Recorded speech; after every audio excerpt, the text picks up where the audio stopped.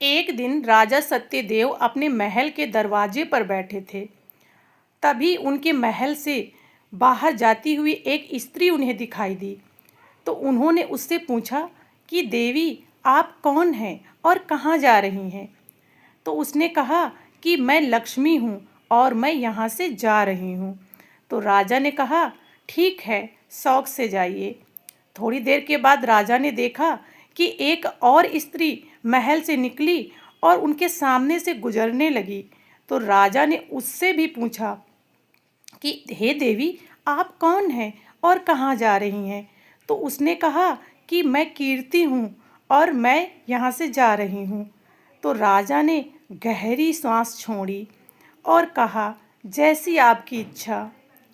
थोड़ी देर के बाद राजा ने देखा कि एक पुरुष महल के दरवाजे से निकला और उनके सामने से गुजरने लगा।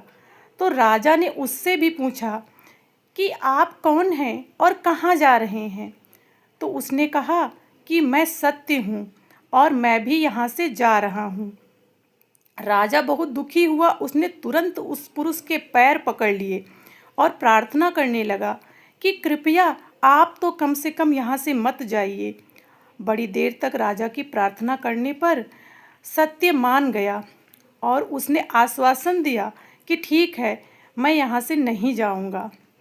राजा ने थोड़ी देर के बाद देखा कि लक्ष्मी और कीर्ति वापस लौट आई हैं।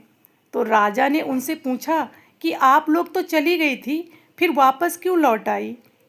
तो उन देवियों ने उत्तर दिया कि जहाँ पर सत्य रहता है उससे दूर हम दोनों नहीं रह सकते, इसलिए हम दोनों लौट आए हैं।